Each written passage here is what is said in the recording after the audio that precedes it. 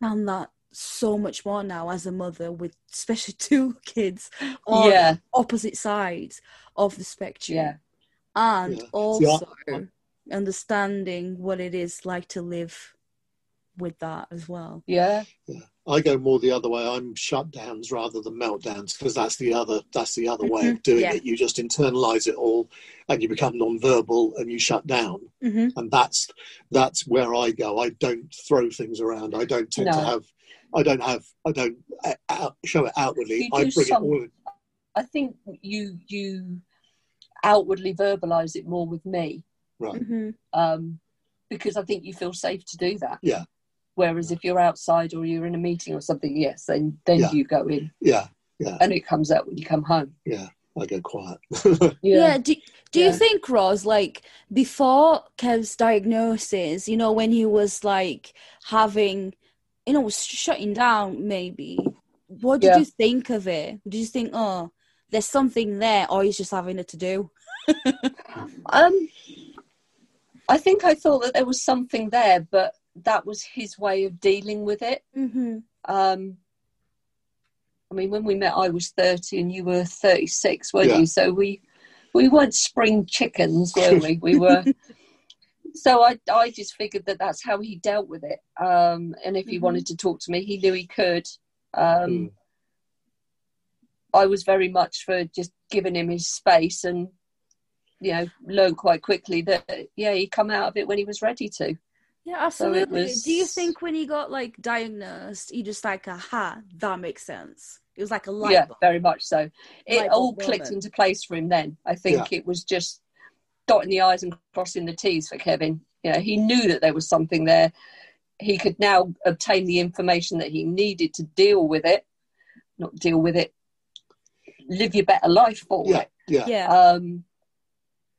Because, it must have been quite daunting knowing that there was something different, but not knowing what it was and why it was. Yeah, you always feel like you're an alien. You've landed on a different planet, and I'm not really from around here, and I'll go home at some point, like Elvis. I'll go home.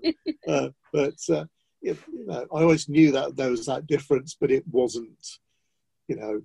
I had to keep it to myself because it did to fit in. So that's the tiring part. Another thing was around the time of the autism diagnosis, I was also having other physical issues, which one of which was fatigue. And actually the fatigue is more to do with 40, 50 years of masking and mirroring to fit in, and to constantly be doing that. Rather than what was physically wrong with me. So, I do around friends, around people that I know, when I'm out socially, I don't tend to mask and mirror. I tend to save that for the business world, because, I'm 56 years old. I'm 9 years away from retirement, or sooner if lottery balls turn up. So, as far as I'm concerned, I can maintain that for the rest of my working life, as long as in my personal life and the social life, I can be more relaxed and not do it as much. Yeah. There are obviously occasions when one should not voice one's thoughts. And opinions, because they're not necessarily appropriate. We very much worked out that our relationship works on the fact that I'm an emotional mess most of the time, and he's it has to be logical for Kevin to deal with it. So logic is everything. If something's illogical, that sets me off as much as anything else. And when I'm feeling emotional, nothing makes sense at all, and he's like, I don't know what to do, I'm going to leave you alone. I get that. I do try, yes. I try and suggest practical suggestions. You don't want to hear that. You just want to let it out. Yes, I just want to have a rant and a rave. The problem doesn't always need fixing. No, that's a lot of things that he does. He has to try and fix it. And when you don't know what's wrong, you can't explain it, and he doesn't get that. No. Do you? Sometimes. No, we struggle. I struggle with that. Yeah. We do all right, though, don't we? We get there. We'll get there. Still together. Well, still together after 20 years. So, you know. Still going strong. Yes. Yeah. Very much so. Well, we do have our ups and downs. We have our like any other couple. Fallings out and whatever else. But Makings out. Yeah. It's never the end of the world. It's never. No. It's good. We were, because we work together as well as live together. When we go out a lot together. We're 24/7 really, aren't we? We're very rarely apart. Yeah, I can relate, because not because of we are like, you know, self-isolated at the moment because we have to live together, but it was more like I always enjoy obviously he's my husband, I love him to bits, but I always enjoy his company, so we always have something to talk about, so we never we never run out of conversation, and we've been together for nearly 12 years.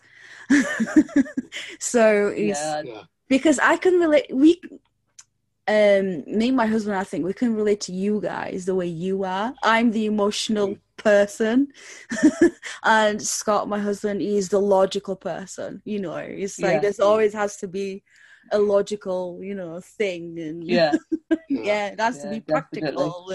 If it doesn't make sense, then it's not worth pursuing. Like, okay, so we can relate to that. Actually, did you guys even know? Now, going back to the autism, did you even know what autism was before even contemplating doing an assessment?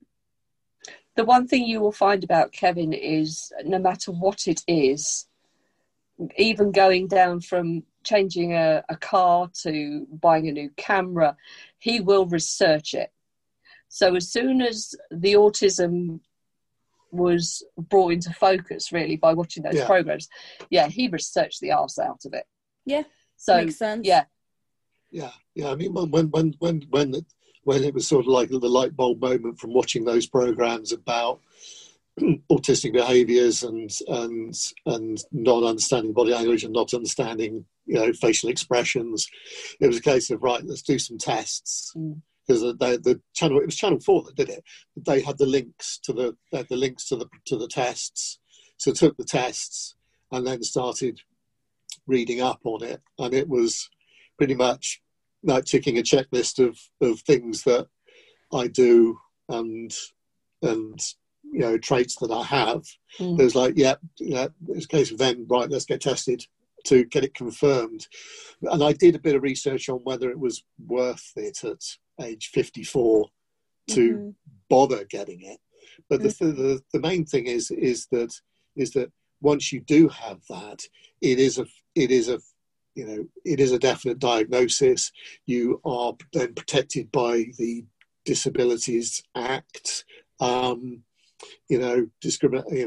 People being, calling me the policies freak isn't quite a hate crime, but it's technically it could be considered as such.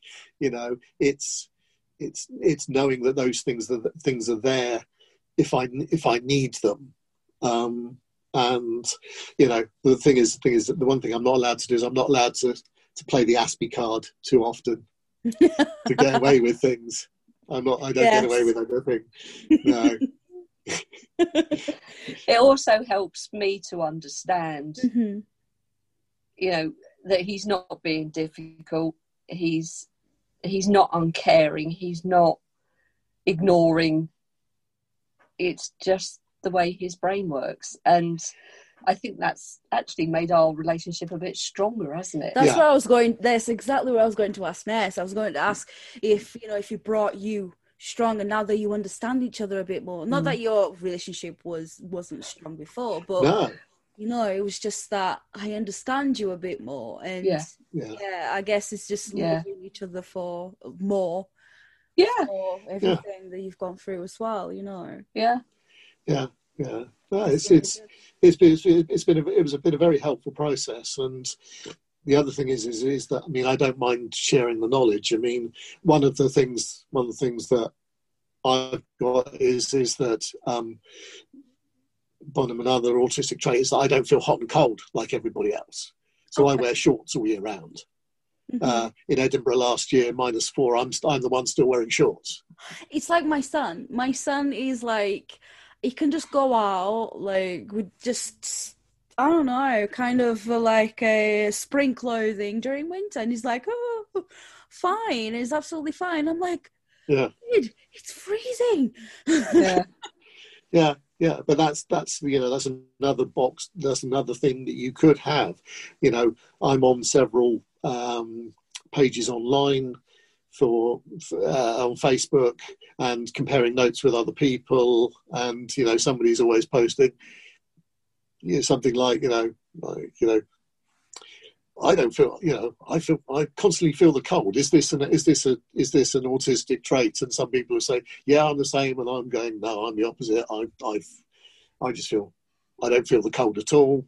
Or very, very rarely feel the cold. And so no, it's quite useful to sort of be on the Facebook pages and compare notes with some of them. Some of them are a bit silly, but you find the ones that are friendly and helpful.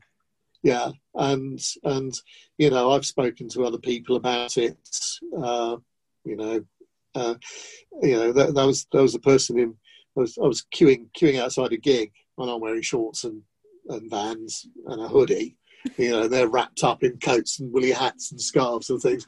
And she said, "Looking at you makes me shiver." And I said, "Well, sorry, but I don't feel the cold like you do because I'm autistic." And we got into a conversation about traits and what have you, and I'm quite happy to.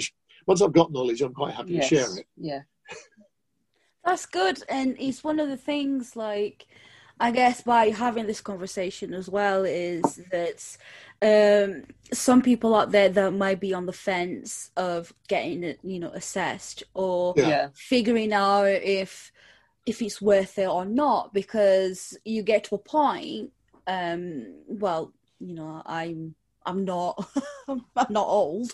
No, I am younger than you guys, but I'm not saying that you're old, by the way. What I'm saying is, again, another autistic trait I find is sometimes I can't explain myself. I can't say what I mean. And I find that there's people out there that are on the fence and think, oh, maybe I'm too old. Maybe it's just too late. Why bother? Because I felt like that. I'm just like, I'm in my 30s. What's gonna, it's just a lot of hassle and whatever. But then I thought to myself, why not? Because if it's going to open doors for myself, if it's going to perhaps understand why I behave the way I behave sometimes, and why do I have meltdowns? Because sometimes I thought it was just anger issues, and it wasn't. It was just getting overwhelmed with everything that was around me and feeling like I could punch a wall. But that feeling, it was just like, no, not me being like violent, as in a violent person, but it was more of letting it out, finding a way to let it out. For so long, Kev, you saying about masking for so long that it's giving you fatigue. And I sometimes wonder, because I've been masking most of my life, I sometimes wonder if that's triggered my chronic fatigue. It could do, yes, because it is tiring to constantly be checking what you're about to say before you say it. To make sure that you're not being too blunt, that you actually include a bit of social nicety before you get into the into the conversation. I mean, every telephone conversation I have with an insurer or with a client, I've got to make sure I do that "how are you" bit at the start of, instead of just launching into the I want this, I want that, where's this, where's that. It's breaking the ice. I always thought it was just pleasantries, checking how you doing and stuff. To me, that is just having just being nice and polite. I never thought of anything else. Growing up for me as well is people always thought that I was rude. And I was always being told, especially by my siblings, that I was rude but it wasn't rudeness. I just thought that I'd rather just say it because it's the only way that I knew how. Yeah, like someone, actually, I'll give you a good example. Someone at a pub a few years ago,